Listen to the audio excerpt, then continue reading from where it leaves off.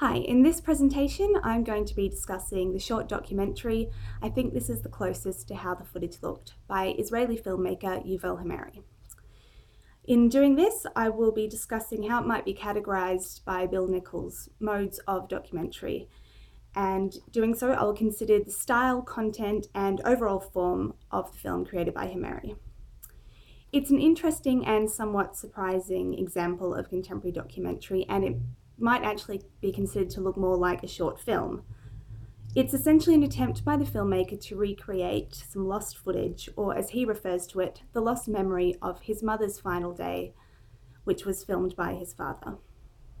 The recreation is constructed not with live actors, but rather inanimate objects, which Harari introduces as members of his family at the beginning of the film. This can be seen in the first 45 seconds, and I've included references in the PowerPoint. According to the executive director of the Jewish Federation of Massachusetts, people at a screening of the film in Israel were initially taken back to see these inanimate objects introduced as people, but ultimately found the film to be extremely moving.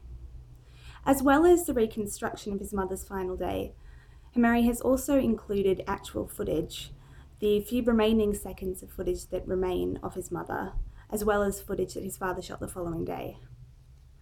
The choice of using a rather abstract and experimental style, as well as the film's focus on loss and memory, are both key factors in determining how this film might be categorized in terms of Bill Nichols' documentary modes. In considering both the subject matter and the style of the film, it's clear that it sits between at least two of Nichols' documentary modes, the first and most obvious of which is the performative mode. In describing the performative mode, Nichols notes that performative documentaries often contain a sense of the autobiographical, and particularly give emphasis to the subjective qualities of experience and memory. He also gives examples of performative documentaries that highlight the emotional complexity of experiences from the filmmaker's own perspective. If we consider both the subject matter and the filmic style of "I Think This Is the Closest," it is apparent that it conforms to many aspects of the performative documentary mode. Firstly, the film centers on the loss experienced by the filmmaker himself and his family, and is told from his own perspective. He remarks at the beginning of the film that he never saw the lost footage. This recreation is his own imagining of how the footage must have looked. This again points to Nichols' emphasis on the subjective nature of experience and memory, as well as the tendency of performative documentaries to be defined by a vividly personal perspective of the world. Harari's choice to use inanimate objects to represent his family members over live actors also points to what Nichols describes as the manner in which performative documentaries tend to draw away from realist representations, leaning instead towards poetic liberties, unconventional narrative structures, and subjective forms of representation. Stella Abruzzi notes that performative documentary heralds a different notion of documentary truth that acknowledges the construction and artificiality of even the non-fiction film. Harari himself said that he knew no actor could replace his mother or reconstruct his memory, so he settled on the choice of using inanimate objects, which seems to serve only to highlight the sense of loss and desperation he feels in attempting to grasp at a lost memory. This conforms with how Nichols describes the manner in which performative documentaries are constructed to make the audience feel on a visceral level and sense what a certain situation or experience must feel like. Similarly, the poetic documentary mode stresses mood, tone, and effect in order to enable us to gain a sense of what it feels like to experience something in a particularly poetic way. Considering this, I Think This Is the Closest can certainly be said to have elements of the poetic mode in its construction.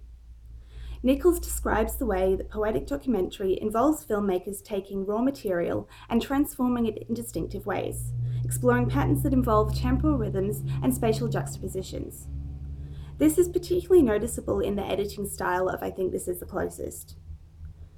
On top of the abstract reconstruction of the lost footage, the film is interspersed with actual footage shot by Harari's father, barely 2 seconds of the lost footage of his mother, as well as the footage shot the next day. The combining of the real-life footage with the constructed recreation of the events Harari is looking back on creates an interesting and rather affecting juxtaposition that actually serves to humanize the inanimate objects we are watching. This exemplifies what Nichols means when he refers to the filmmaker's ability to arrange the components of a film in order to create a poetic and affecting impression of a certain event. The ending of the film further exemplifies Hameri's poetic approach to editing. After playing the footage that was recorded over the footage of his mother's final day, this is then rewound to the point where there are less than 2 seconds footage of his mother before the new footage cuts in.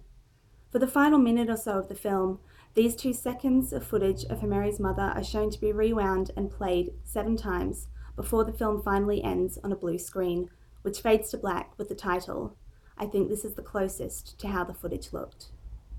The final heartbreaking minute is so affecting in its execution because of the manner in which it has been edited. Firstly, we see the process of the film rewinding, which places us in a position to experience the moment with the filmmaker.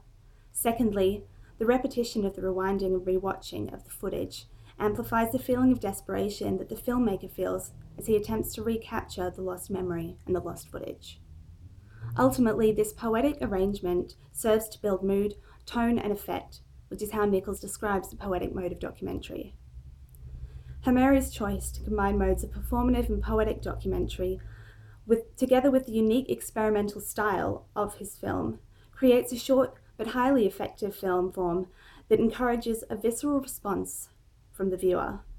As Richard Duckett wrote in a review of the film, Hameri has found that many people can relate to losing something from or about someone they have lost. With this film, Hameri certainly created a form that engages on an emotional and empathetic level.